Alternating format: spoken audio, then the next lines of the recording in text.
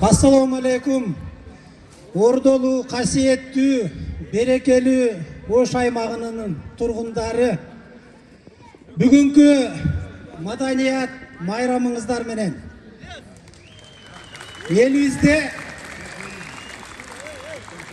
элибизде жакшы сөз бар.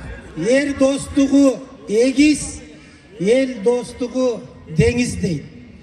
Биз илгертен мазарыбыз бир, базарыбыз бир, тиричилигибиз бир тууган элбиз.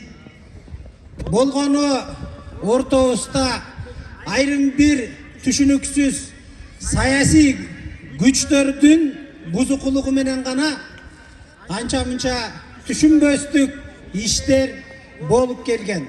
Мына ушул окуялардын аягына чекит кое турган, эки элдин ортосуна ынтымак чакыра турган, биримдик чакыра турган, мына ушул Борончу Кудайбергенов уюштурган, мына жалпы Кыргыз куудулдар жамааты уюштурган, Кыргыз Республикасынын министрлер кабинетинин демилгеси менен, президентибиздин демилгеси менен уюшулган ушул иш-чара жаман иштерибизге чекит коюп, жакшы иштердин башталышы, жакшы иштердин демилгечиси болот деп үмүт артып, Аллада насип кылса экен деп сурайбыз.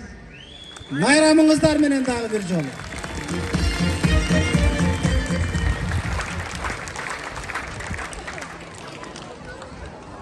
Ош мэриясынан Закиров Нурлан азаматка берип коелу. Башта келем агендермен келебиз. Мен жаман ичим ачышып калды өзүнчө. Балдардын түрктөрү бар экен да. Секиребиз деди. Эмдики жылы. Студиялар. Келиңиздер. Биздин Кыргыз футбол куудулдар